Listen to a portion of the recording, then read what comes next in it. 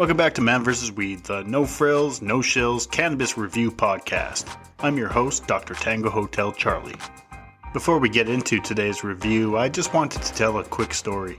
The other day I was telling the truth about how terrible pre-rolls are, when some guy got in my mentions defending Carmel like he was their mother. Anyways, he was trying to convince everyone that I would change my mind once I tried their pre-rolls. Then he told me to DM him for a free pre-roll to review. Once we got into the DMs, he admitted that he's the public relations guy for Carmel, to which I responded, obviously, no shit.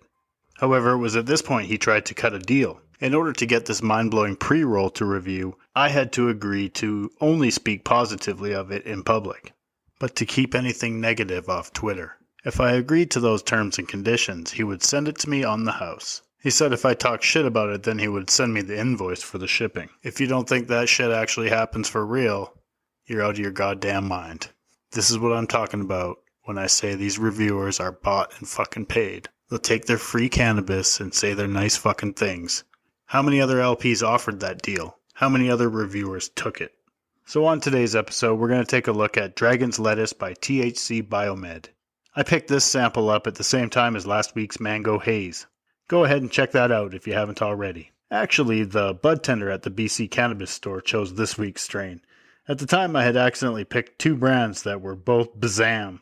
Those two were Tabletop and Ness. So I asked them to find me a smaller producer that wasn't owned by Bazam or any other large LP. They suggested THC Biomed out of Kelowna.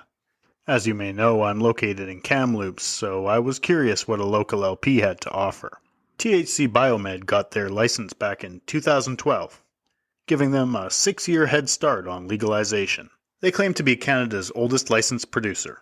Their CEO and president is John Miller. Until 2020, George Smitherman was a member of the board and director of THC Biomed. George Smitherman was the Deputy Premier of Ontario. He served 30-plus years in public policy fields at municipal, provincial, and federal levels, as well as Minister of Energy and Ontario's Minister of Health and Long-Term Care. As a Liberal MP, he earned the nickname Furious George for his aggressive and often abrasive manner. As Minister of Long-Term Care, Furious George ignored calls for independent investigations into C. difficile deaths in hospitals.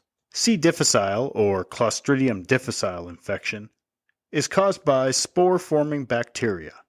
It causes mild diarrhea and life-threatening inflammation of the colon.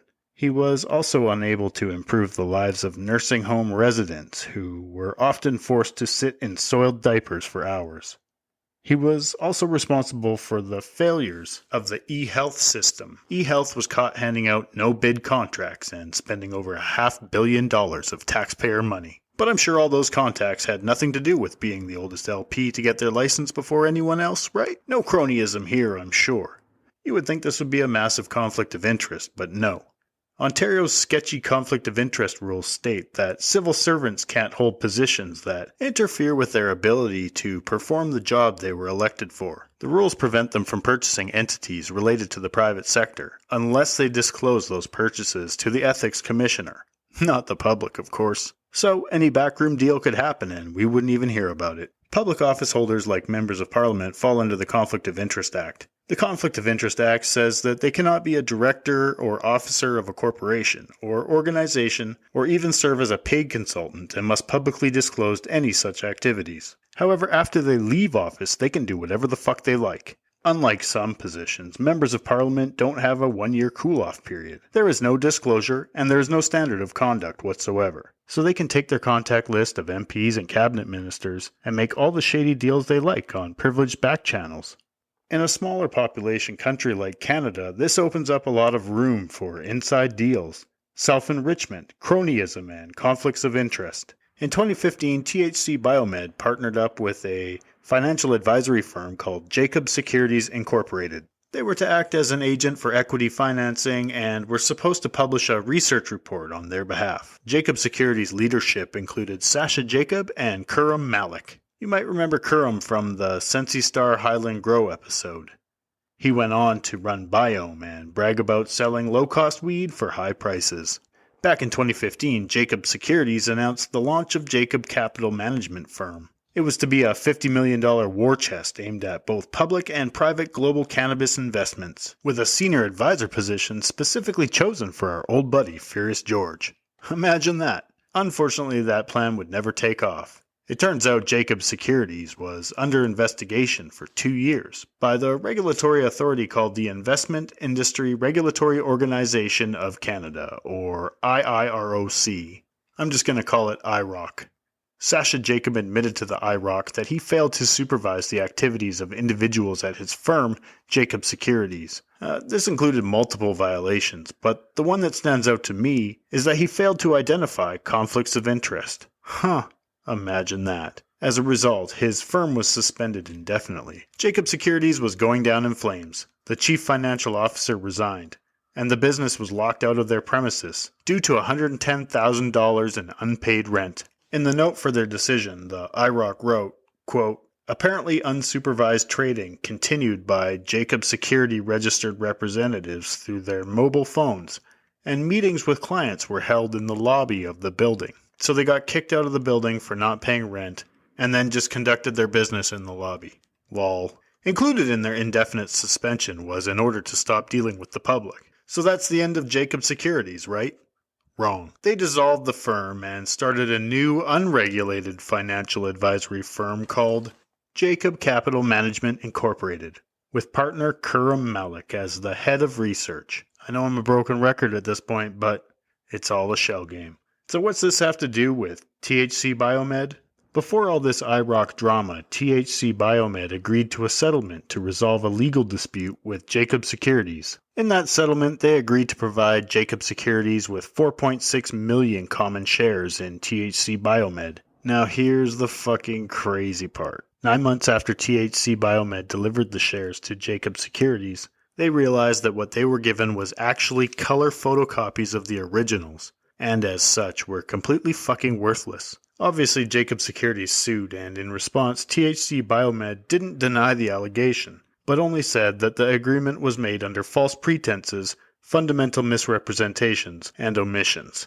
In 2018, THC Biomed settled out of court. They agreed to pay Jacob Securities 2 million common shares in exchange for dropping the suit and shutting the fuck up. In 2021, after multiple complaints, their THC Kiss line of gummies had to be recalled. It turns out they contain mold. Consumers were told to stop using it immediately and to discard any unused product. According to their website, THC Biomed traveled around the world to pick the best strains, then brought them back to BC to grow indoors in small batches. They say that quality doesn't come in large batches. They claim they want to sell the best products at the lowest prices using sustainable organic growing methods. They say they provide their plants with only the purest of nutrients. And they don't use pesticides or exogenous chemicals. Notably, radiation isn't mentioned at all. Apparently, they offer consultations and research and development for people wanting to start their own LP, which, as I've covered before, is typically just an LP side hustle, used to juice newbies out of tens of thousands of dollars. They also offer a $4.20 a gram pricing to medical patients willing to ignore the low quality, lack of selection, availability, and terrible customer service. According to their website, Dragon's Lettuce is a premium sativa strain that carries a unique blend of strong floral aromas, with notes of grape and hints of sugary and spiky greens. They claim to be hand-trimmed and grown in dirt, and that's it. No lineage, no terpenes, nothing. Just sugary, spiky greens. What the fuck are spiky greens? Grass? Hay? Cactus? If you look up Dragon's Lettuce, you will find no such strain anywhere. It's almost like they made that shit up. I have a guess to what it really is, but I'll get to that later. Its packaging is less stupid plastic jar and more stupid plastic pill bottle. It was packaged on July 7th, 2021. That's just over a month before this podcast was recorded if you're listening in the future. Its THC is recorded at 21.3%, and its CBD is less than 1%.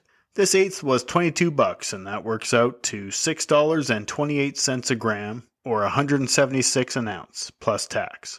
When you crack open the Black Pharmacy bottle and put your nose in, you will immediately smell that fake lime smell I've spoke about multiple times. The samples I smelled it on before were Ultra Sour from Namaste and Limelight from Redican. This shit smells exactly the same. Think lime-flavored Tums. You could blindfold me and ask me to pick it out of a lineup, and I feel confident I would get it right every single time. It's just that distinct. I really think Dragon's Lettuce is ultra sour, and it's at this time I realize that this feels like a Doritos or Mountain Dew mystery flavor campaign. But what it isn't is fucking grape, like at all. The bag appeal on this sample is horrendous. Easily in the running for the ugliest weed in the history of this podcast, which seems strange for a product with premium written right on the label. The flower presents as a strong reddish-brown color to the eye. The last time you heard, "Wow, that's amazing how brown that weed is," was never. It has an abundance of stem, and the only sign of green are the shaggy leaves that weren't trimmed. The buds look like pieces of other buds, like what was left in the bottom of the bin. They're about as dry as your Tinder date when you tell her you work for an unregulated financial advisory firm. On the scale, the eighth came in at 3.6 grams, which makes up for the stick and leaf. Under the scope, the brown theme continues. The sad trichomes are sparse and thin and not very dense. But like I said, brown. Ambers as far as the microscope can magnify.